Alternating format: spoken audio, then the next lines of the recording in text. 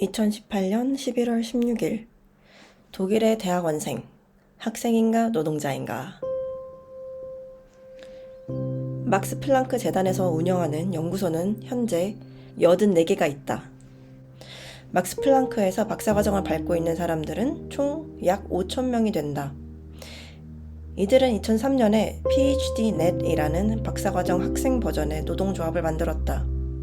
지난주 이들이 공개 모임을 가졌는데 그중 The Past and Future of PhD Employment in the Max Planck Society 라는 제목의 발표가 있었다. 발표자는 막스 플랑크 생물물리화학연구소 연구소장 라이너드 얀이었다. 박사과정생들을 위한 여러 가지 조언을 해줬지만 가장 흥미로웠던 부분은 박사과정의 임금에 대한 두 개의 대비되는 관점을 요약한 것과 자기 나름대로의 의견을 제시한 부분이었다. 발표 자료를 그대로 옮겨보자면 이렇다. 의견 1. 박사학위는 학문 교육의 마지막 부분이다. 박사학위 취득은 자발적입니다. 박사학위를 가진 자는 취업시장에서 더 나은 기회를 갖습니다. 실제로 낮은 실업률을 갖고 있습니다. 박사학위 소지자는 초봉이 훨씬 높습니다. 많은 훈련이 필요합니다. 그러므로 생활비를 충당하는 펠로우십이 적절합니다. 의견 2. 박사학위는 다른 풀타임 직업과 마찬가지로 급여를 받아야 하는 전문적인 활동입니다.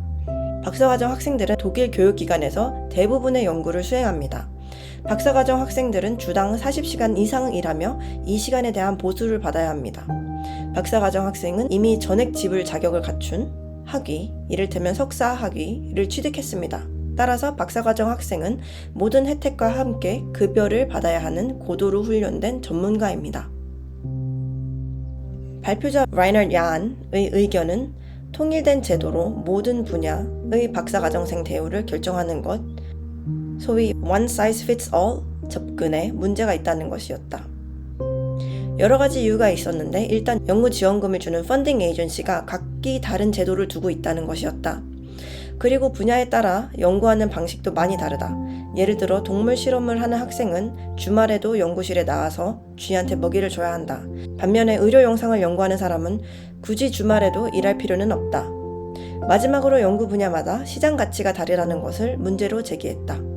이를테면 산업계에서 수요가 높은 인공지능 분야의 경우 초봉이 굉장히 높은데 어떻게 임금의 50%를 제시하면서 경쟁력 있는 학생을 유치할 수 있겠냐는 거다.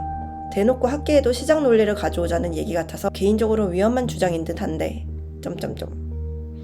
논쟁은 끝나지 않았지만 막스 플랑크는 막스 플랑크 스쿨이라는 박사과정 프로그램을 새로 런칭했고 획기적으로 100% 임금을 제시했다. 부디 이 프로그램이 좋은 모델로 자리 잡아서 대학원생이 노동자 대우를 받을 수 있게 되면 좋겠다. 붙이는 말. 막스 플랑크 스쿨이라는 프로그램이 2018년에 런칭이 됐는데 지금은 없습니다.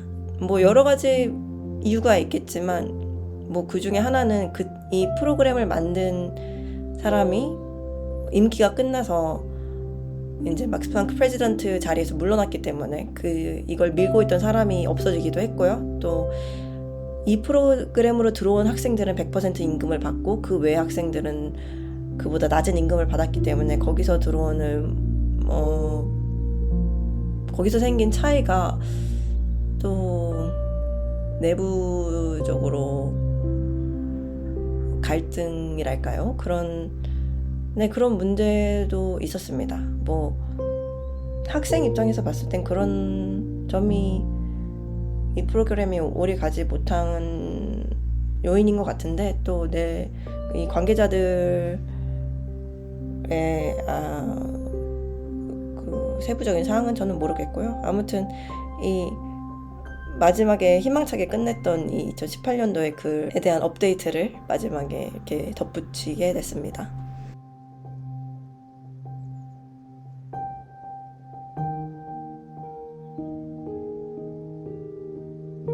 2019년 1월 25일 박사 진학 확정. 실감이 안 난다. 2019년 4월 9일 박사과정 9일차. 감정의 롤러코스터를 탔다. 아침에는 새로운 것을 배웠고 이해가 잘 돼서 기뻤다. 발전하고 있는 느낌이 좋았다. 오후에는 이해가 안 되고 졸음이 몰려와서 자책감이 들었다. 일희일비 안 하고 그냥 차분하게 매일매일을 보내고 싶다. 꾸준히 하다 보면 어딘가에 가 있을 것이거늘. 박사과정 17일차. 수식을 보고 놀란 가슴 진정시키기. 논문을 읽다가 수식이 나오면 멈칫한다. 식을 뜯어보기도 전에 겁을 먹게 된다. 입시 공부를 하면서 겪은 트라우마 때문이 아닐까 싶다. 열심히 풀었는데 틀리면 얼마나 허탈하던지. 지금 만나는 수식들은 맞고 틀리고 보다는 상징 기호들의 관계를 나타내는 함축적인 문장 같은 것이다. 박사과정 18일차. There was a time when I understood something.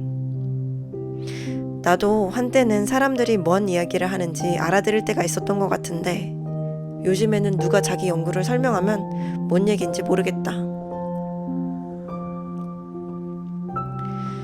박사과정 26일차. 박사 주제는 뇌간이다.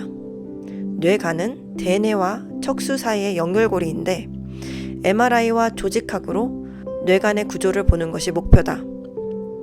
오늘은 해부학자한테서 사람의 뇌간을 받았다. 그 샘플을 가방에 넣고 나온 김에 밥이나 먹고 들어가야겠다는 생각이 들어 중국집에 가서 마파두부를 먹었다. 문득 이 상황이 무척 초현실적으로 느껴졌다.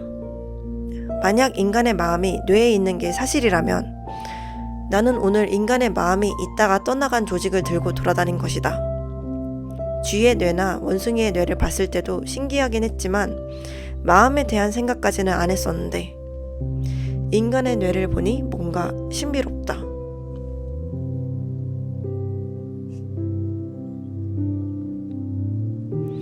박사과정 51일차. 1번.